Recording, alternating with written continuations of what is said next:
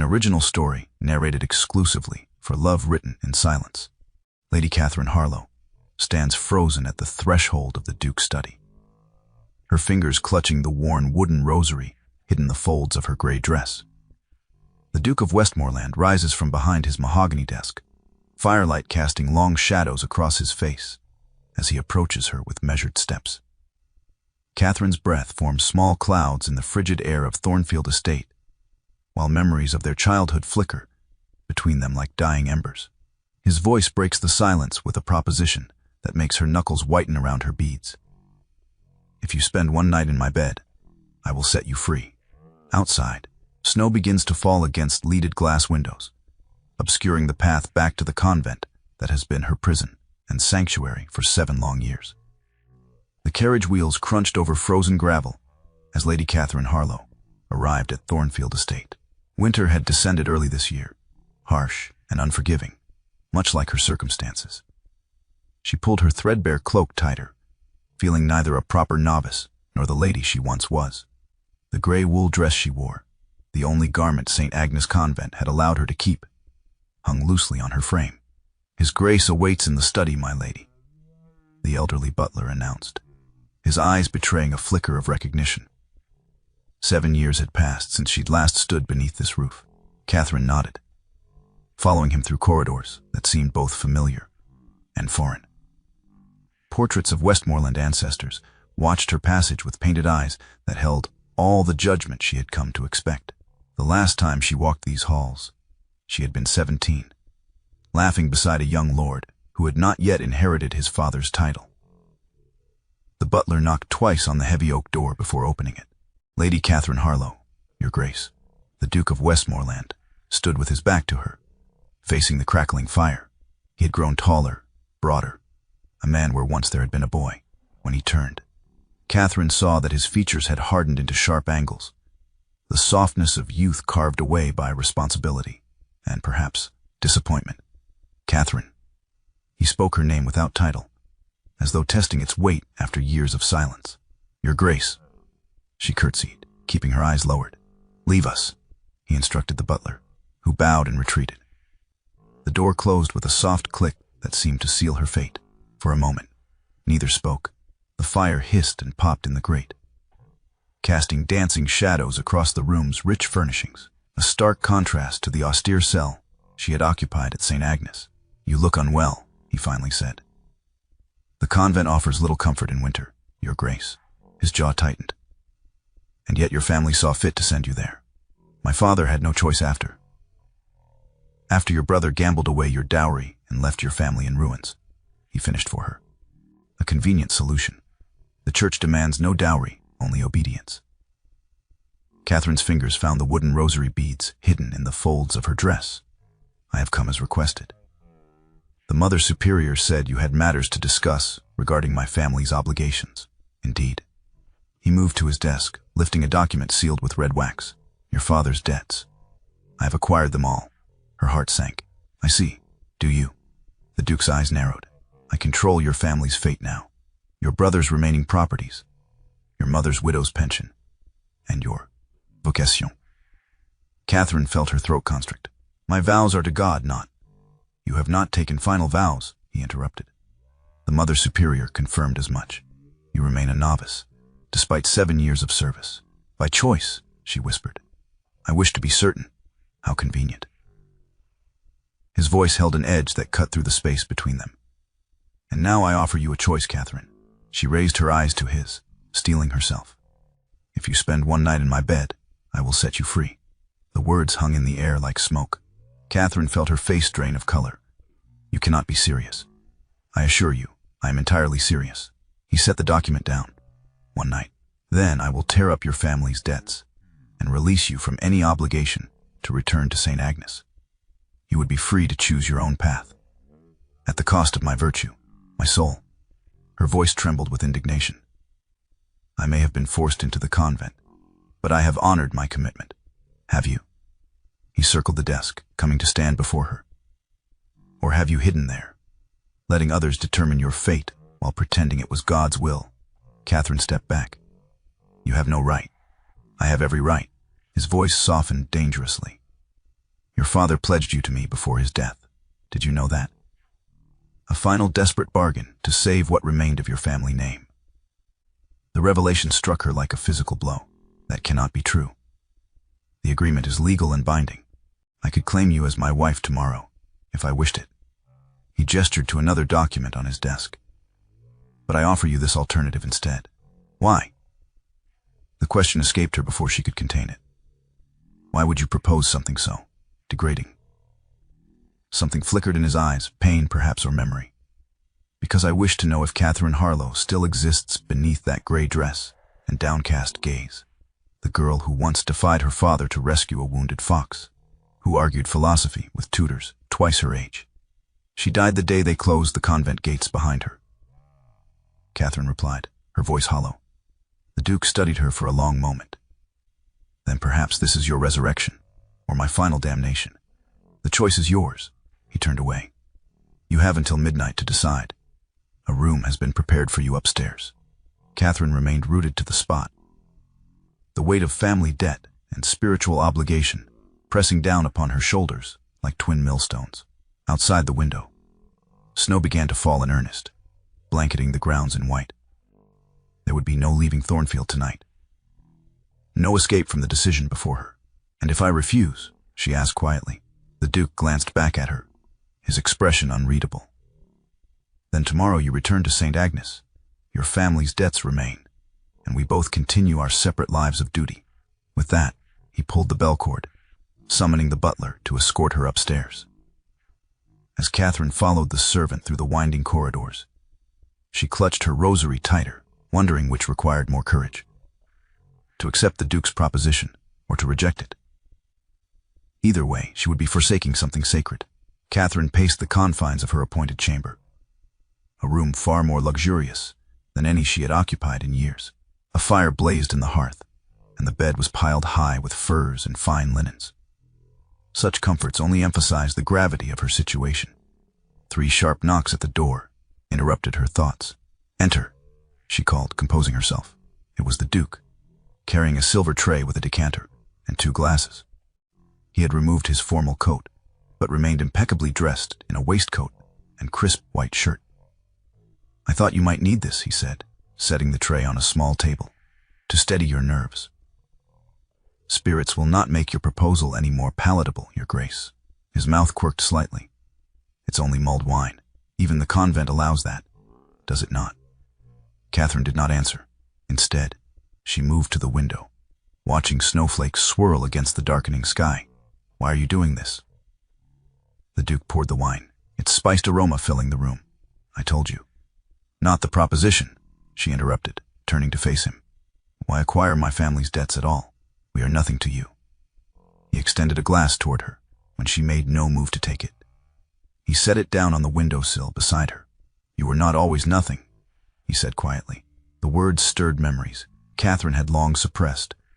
Summer afternoons reading beneath oak trees, heated debates over poetry, a young lord's laughter, before her brother's gambling, before her father's desperate bargains. That was a lifetime ago, she murmured. 7 years, he corrected. Not so very long. Long enough to change everything. She finally took the glass, needing something to occupy her hands. I was a different person then, as was I.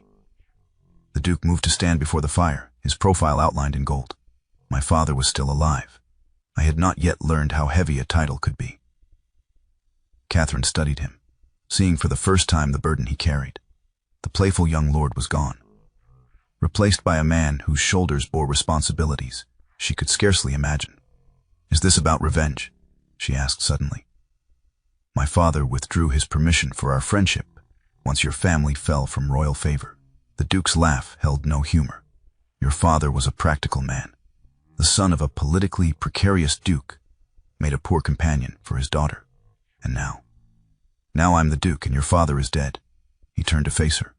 But this is not about revenge. Then what are your terms exactly? Catherine set down her untouched wine. 1 night in your bed, and then what? Where would I go? What would I become? A ruined woman has few prospects. You would not be ruined, he said firmly. No one need ever know.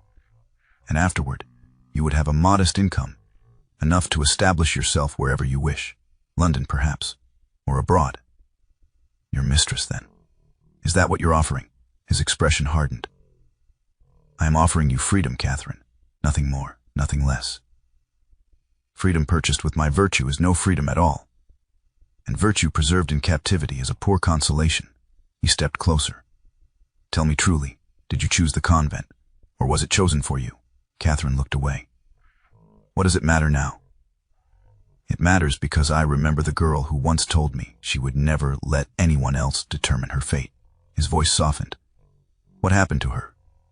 She learned that some fates cannot be escaped. Catherine met his gaze. My brother lost everything.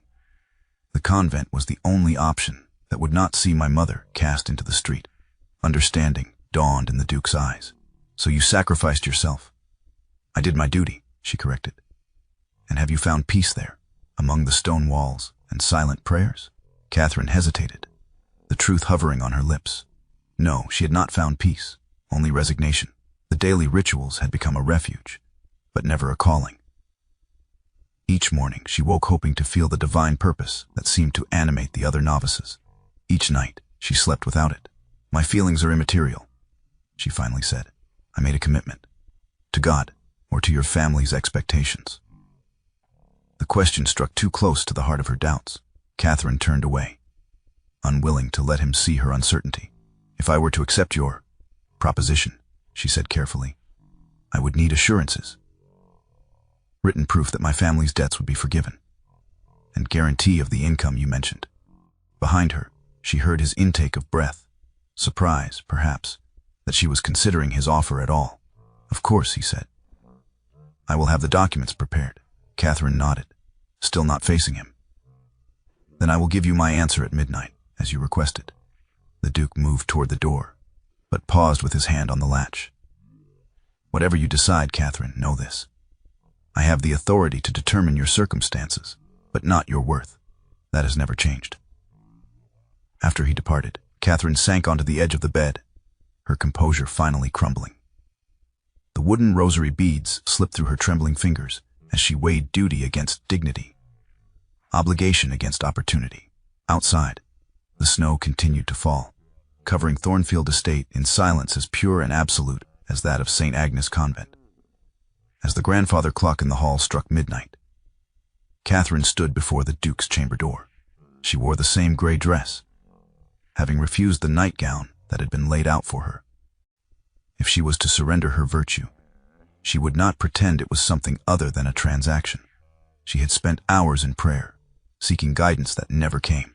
In the end, her decision rested not on divine inspiration, but on practical reality. Her family needed this debt forgiven, and she needed freedom from St. Agnes, where she had lived as an impostor among the truly devout. With a deep breath, she knocked. Enter, came the Duke's voice from within. The chamber was larger than she had imagined, dominated by a massive four-poster bed draped in deep blue velvet. A fire burned low in the grate, and candles cast flickering shadows across the walls. The Duke stood by the window, still fully dressed save for his cravat, which hung loosely around his neck. You've come, he said, his expression revealing nothing. I've made my decision, Catherine replied, closing the door behind her. I will spend the night, as you proposed. In exchange, my family's debts will be forgiven, and I will be provided for afterward. He nodded once. The papers are there on the desk. You may review them. Catherine crossed to the mahogany desk where several documents lay spread out. She scanned them carefully. The cancellation of debts, the establishment of a modest but sufficient annual income, and a deed to a small property in Dorset, all requiring only his signature. This is generous, she admitted, surprised by the extent of his provisions. I am not a monster, Catherine, whatever you may think of me. He remained by the window, maintaining a careful distance. She turned to face him. Then why demand this price? If you can afford such generosity, why not simply grant it? The Duke's gaze was steady. Because some things must be earned, not given. And my virtue is the currency you've chosen. Your choice is the currency, he corrected. For 7 years, you have lived according to others' decisions. Tonight, you make your own. Catherine felt anger rising within her. A choice between two forms of subjugation is hardly a choice at all. Is that how you see it? He moved away from the window, approaching the desk where she stood. Then perhaps I have misjudged you. You have no right to judge me at all, she said, her voice low but intense. You, who have never known what it is to be powerless. Something flashed in his eyes, a momentary vulnerability quickly masked. You know nothing of my life these past 7 years, nor you of mine. Silence stretched between them, taut with unspoken histories. Outside, the wind moaned around the eaves, driving snow against the window panes. We were friends once, the Duke finally said, his tone softer. Do you remember? Catherine's anger faltered. I remember a boy who quoted poetry and challenged me to think beyond the constraints of my upbringing. And I remember a girl who saw the world not as it was, but as it could be. He gestured toward a chair near the fire. Sit, Catherine. The night is long, and we have much to discuss before. He left the sentence unfinished, but its implication hung in the air between them. Reluctantly, she took the offered seat. The Duke poured 2 glasses of brandy from a crystal decanter, offering one to her. This time she accepted. Tell me about St. Agnes, he said, taking the chair opposite hers. Were they kind to you, at least? The unexpected question caught her off guard. Kind enough. The Mother Superior understood my unusual circumstances. That you were there by necessity rather than vocation. Catherine nodded, sipping the brandy. Its warmth spread through her chest, loosening something tight within her. She allowed me certain freedoms, books that weren't strictly religious, time alone in the gardens. Small mercies, he murmured, more than many receive. She studied him over the rim of her glass. And you? How does one adjust to becoming a duke at 23? A shadow crossed his face. Poorly at first. My father's death was sudden.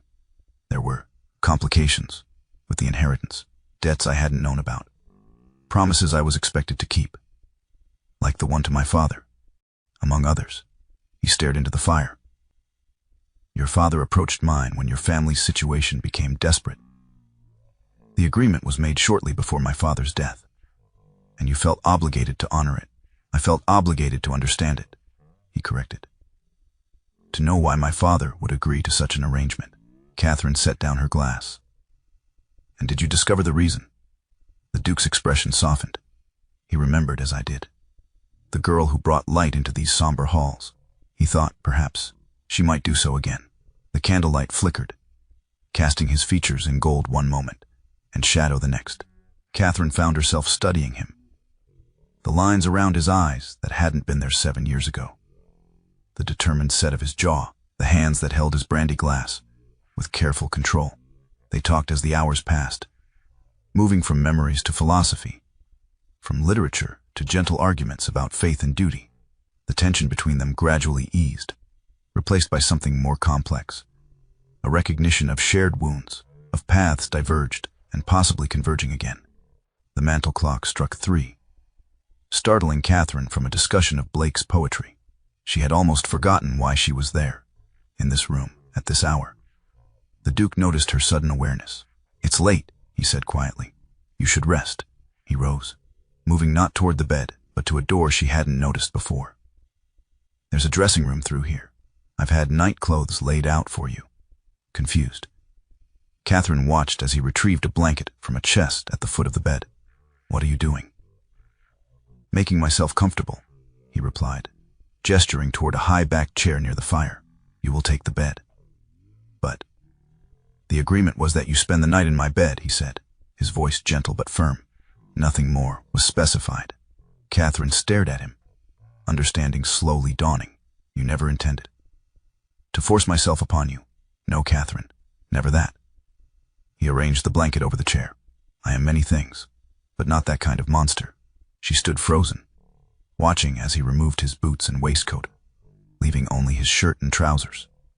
When he settled into the chair, adjusting the blanket over his legs, she finally found her voice. Why this charade then? This test? Go to sleep, Catherine, he said softly. We will speak more in the morning. She retreated to the dressing room, changing into the simple nightgown provided. When she emerged, the Duke appeared to be sleeping, his head tilted against the chair's wing. firelight playing across his features. Catherine slipped into the massive bed, pulling the covers around her. From this vantage, she could see the Duke's profile, the steady rise and fall of his chest. The bed remained a fortress of solitude, unthreatened and inviolate. As dawn approached, Catherine lay awake, watching frost patterns form on the window panes, wondering what revelation the morning would bring. Catherine woke to pale winter sunlight streaming through the windows. For a disorienting moment, she forgot where she was. The softness of the mattress, the weight of the down comforter, the rich blue canopy, above her all foreign after years of her narrow convent bed. The events of the previous night rushed back. She sat up quickly, scanning the room. The chair by the fire stood empty, the blanket neatly folded over its arm. The Duke was gone. She dressed hurriedly in her gray dress, smoothing her hair as best she could without a lady's maid. The clock showed 8:30, later than she had slept in years. At St. Agnes, the day began at dawn with prayers. When she emerged from the Duke's chambers, a maid was waiting in the corridor. "His Grace requests your company for breakfast in the morning room, my lady," the young woman said with a curtsy. Catherine followed her downstairs, her mind racing with questions. What game was the Duke playing? Why insist on her spending the night in his bed, only to sleep in a chair himself? The morning room was flooded with light, despite the snow still falling outside.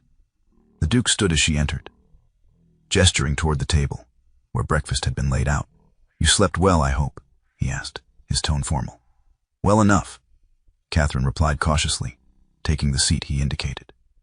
"Though I find myself confused by your arrangements." He poured her tea before sitting opposite her. "Eat first. We have much to discuss, and you look as though you've missed too many meals at St. Agnes." They ate in strained silence. Catherine found herself studying him in the clear morning light. He looked tired, the shadow of stubble on his jaw and faint circles beneath his eyes, suggesting his night in the chair had been less comfortable than he pretended. As they were finishing, a footman entered with a silver tray, bearing a single letter. "This just arrived for Lady Catherine, your Grace," he announced, presenting the tray to the Duke. The Duke frowned slightly, examining the seal before passing it to Catherine. "From St. Agnes," he observed. Catherine's hands trembled as she broke the wax seal, bearing the convent's emblem. The Mother Superior's precise handwriting filled the single page. "My dear Lady Catherine, I trust this letter finds you well at Thornfield Estate. As requested by His Grace the Duke of Westmoreland, I write to confirm that your release from your novitiate has been formally approved. The necessary dispensation was granted 3 days ago, prior to your departure. Your commitment and service to St. Agnes these past 7 years have been appreciated. Though I have long sensed your heart was called to a different path, it is my sincere prayer that you find the peace and purpose that eluded you within our walls. Your personal effects have been packed and will be forwarded to whatever address you provide. With blessings and good wishes." Mother Mary Augustine Catherine read the letter twice, her confusion deepening with each word. She looked up to find the Duke watching her intently. "You requested my release days ago," she said, her voice barely above a whisper. "Before I arrived here. Before you made your proposition." He nodded once, his expression unreadable. "Why?" The question contained all her bewilderment, all her growing anger. The Duke rose, moving to stand before the window. "Your freedom was never contingent on last night, Catherine. It was already secured." "Then why?" Her voice rose. "Why this cruel test? This charade?" He turned to face her, his eyes troubled. "Because I needed to know what kind of woman you had become, whether the convent had broken your spirit or merely contained it. So you manipulated me, lied to me." Catherine stood, the letter crumpling in her fist. "Made me believe I had to sacrifice my virtue for my family's security. I never intended to claim that sacrifice," he reminded her. "As you discovered last night, that hardly matters." Her cheeks flushed with indignation. "You tested me rather than trusted me. You played with my desperation like it was a game." The Duke's composure slipped. "It was never a game to me, Catherine. Your father pledged you to me on his deathbed, not as a mistress, but as a wife. I needed to know if the woman you've become could ever—" He stopped abruptly, turning back to the window. Catherine stared at his rigid back, understanding dawning. Could ever what? Love you. Could ever be happy here, he finished quietly. With me. With this life. And my willingness to sacrifice myself was your measure of that potential happiness. The bitterness in her voice was unmistakable. Your willingness to choose your own path was my measure, he corrected. Even if that path led away from Street Agnes and away from me. Catherine sank back into her chair, the letter still clutched in her hand. All this time, I thought I had no choices. That duty was my only option. We all have choices, Catherine, even when they seem impossible to see. The Duke returned to the table, placing a stack of documents before her. The same ones she had reviewed in his chambers. These are still yours. Your family's debts are forgiven. Your future is secured. No conditions attached. She stared at the papers, then up at him. Why would you do this? His expression softened. Because 7 years ago, I made a choice that sent you away. I've regretted it every day since. Catherine felt tears threatening and blinked them back. What choice? I told your father I couldn't offer you marriage, that my prospects were too uncertain with my own father's declining health and political troubles. He looked away. I thought I was being honorable, sparing you from an unstable future. Instead, I condemned you to the convent. The revelation hung between them. Reframing everything Catherine had believed about her past. I need time, she said finally. Time to think. To understand what this means. The Duke nodded. Take all the time you need. The Winter Garden might offer the solitude you seek. No one will disturb you there. Catherine gathered the documents and the Mother Superior's letter, rising on unsteady legs. At the door she paused. You were wrong to test me, she said quietly. But I was wrong too, about having no choices. Perhaps we have both been prisoners of duty in our own ways. With that, she left him standing alone in the morning room, snow still falling beyond the windows. The Winter Conservatory stood at the eastern edge of Thornfield, a cathedral of glass and iron, filled with plants that defied the season. Catherine wandered its winding paths, past palm fronds and exotic blooms, her mind as tangled as the vines climbing the glass walls. Snow continued to fall outside, transforming the conservatory into an island of green surrounded by white. The contrast reminded Catherine of her own situation, warmth and possibility, suddenly emerging after years of cold constraint. She found a stone bench beside a small fountain and sat, spreading the Duke's documents across her lap. Everything he had promised was there. Her family's debts forgiven, provisions for her future, freedom to choose her own path, all without the price she had steeled herself to pay. The Mother Superior's letter lay atop the stack, its meaning still sinking in. Her release had been arranged days ago. She had never needed to accept the Duke's proposition. She had been free already. I thought I might find you here. The Duke's voice startled her. He stood at the end of the path, hesitant in a way she had never associated with him. This was always your favorite place, he added, remaining at a distance. You used to say it was like stepping into another world. Catherine gathered the papers, making room on the bench, though not explicitly inviting him to join her. I remember. After a moment's hesitation, he approached, sitting on the far end of the bench. Have you reached any conclusions? Many, she replied. Though they raise as many questions as they answer. Steam rose from the fountain, creating a subtle mist around them. A drop of condensation fell from a leaf above, landing on one of the documents in Catherine's lap. Why did you not simply tell me the truth?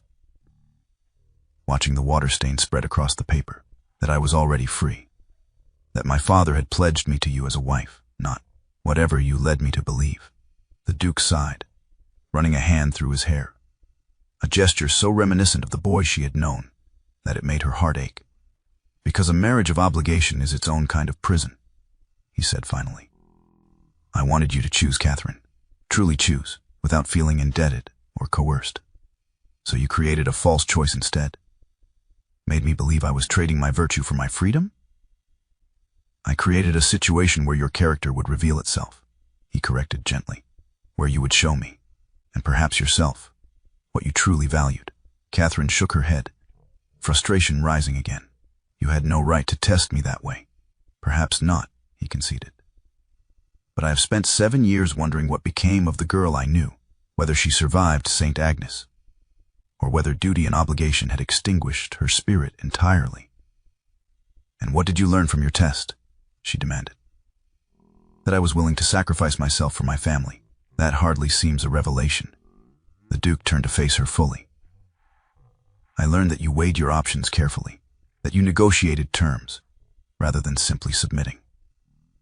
That you questioned my motives and maintained your dignity, even when you believed you were surrendering it. His words caught her off guard.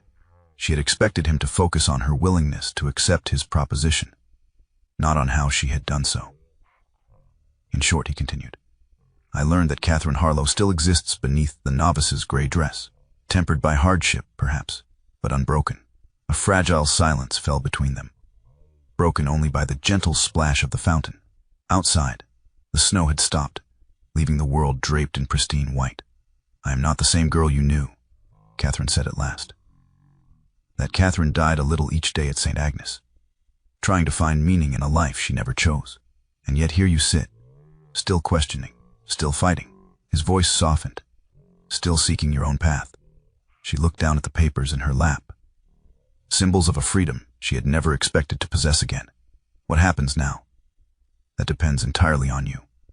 The Duke gestured toward the documents. Those are yours regardless of what you decide. You could leave today. Establish yourself wherever you wish. London, perhaps, or abroad. You need never see Thornfield or me again. And if I stayed? The question surprised her as much as him. His expression remained carefully neutral. Then we would proceed at whatever pace you wished. You could have your own wing of the house. We could reacquaint ourselves as equals, not as duke and supplicant. Is that possible? For a duke and a former novice to be equals? I don't know, he admitted. But I would like to try. Catherine studied him, the man who had manipulated her. Yes, but also the man who had slept in a chair rather than claim what he had seemingly demanded. The man who had secured her freedom before she ever arrived at Thornfield. You speak of freedom as though it's something you can grant me, she observed. A gift bestowed by your generosity. He flinched slightly. That's not my intention, isn't it? She gestured toward the papers. These documents. The arrangements with St. Agnes. Even your proposition last night. All of them position you as the one with power. The one who can liberate me. The Duke was silent for a long moment. I hadn't considered it that way, he finally said. Perhaps I am more my father's son than I realized. What do you mean? My father believed that power came with responsibility, that those with authority must use it to protect those without. He traced a pattern in the condensation on the stone bench. I thought I was fulfilling that obligation by securing your release, by providing for your future. But true freedom cannot be granted, Catherine said quietly. It can only be recognized. Their eyes met, understanding passing between them. I have been as much a prisoner as you, he confessed, bound by my title, my responsibilities, my father's expectations.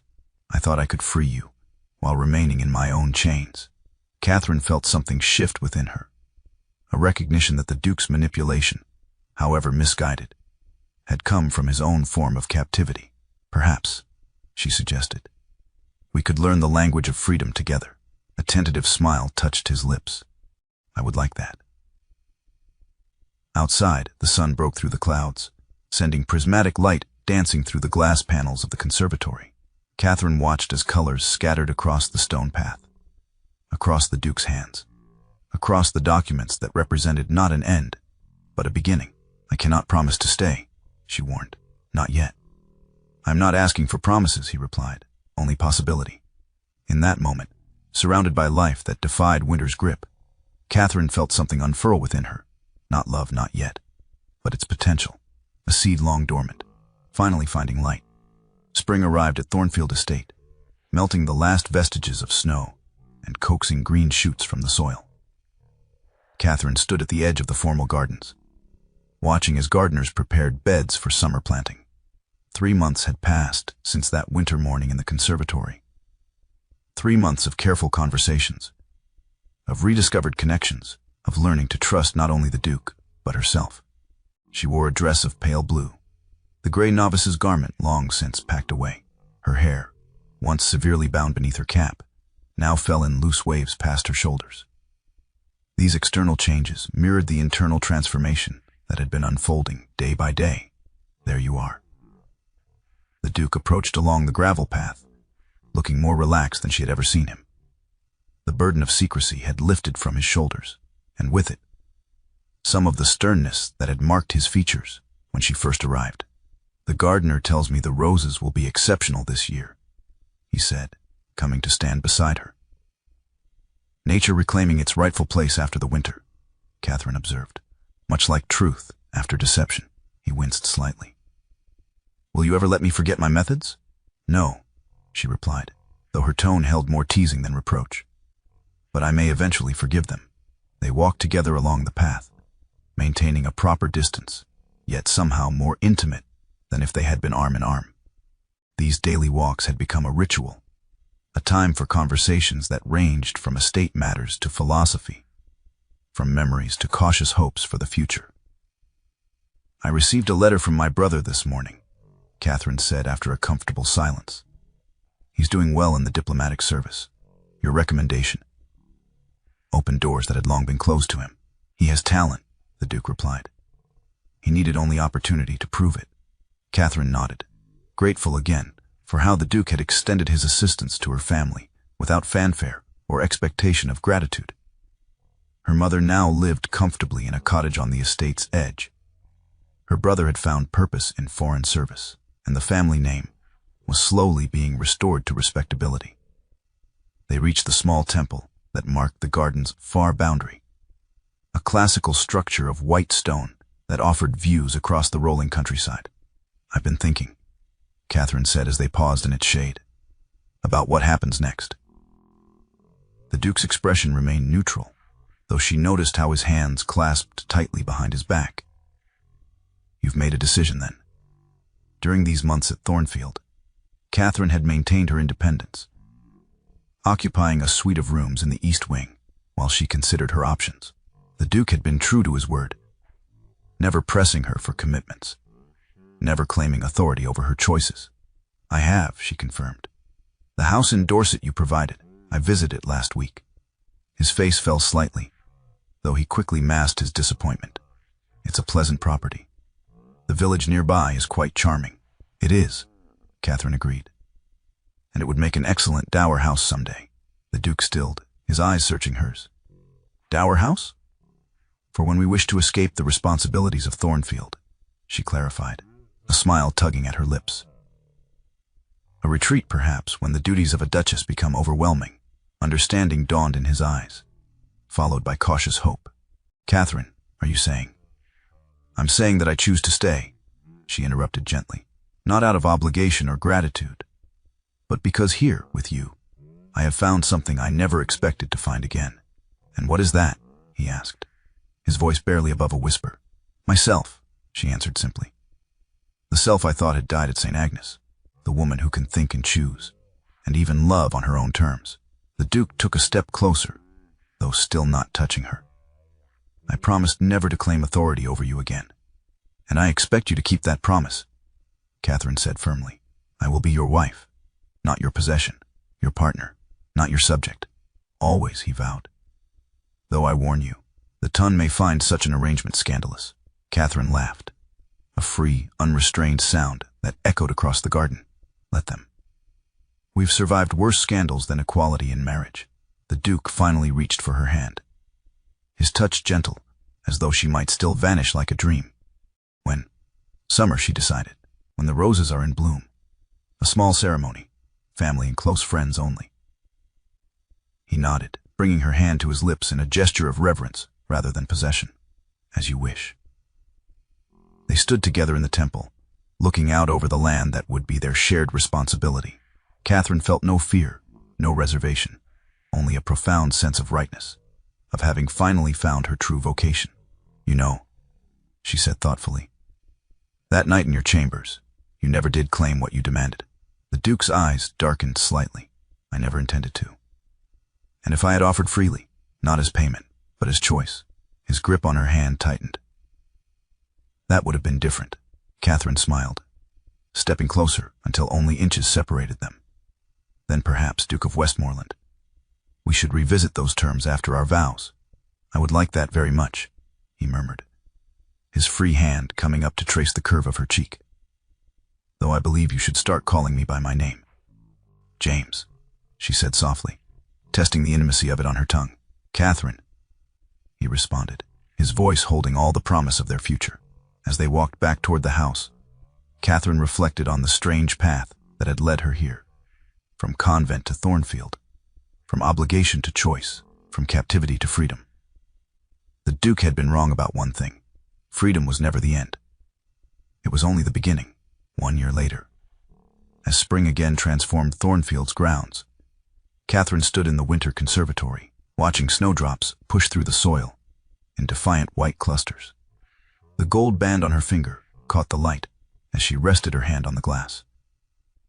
Contemplating the mysteries of resurrection, James asked, joining her among the greenery. Contemplating how endings become beginnings, she corrected, turning to face her husband. How captivity can lead to freedom when we least expect it. He drew her into his arms, his embrace no longer tentative, but sure. You cannot set me free, he quoted her words from their wedding day. Catherine smiled, completing the thought that had become their private truth. You can only meet me there.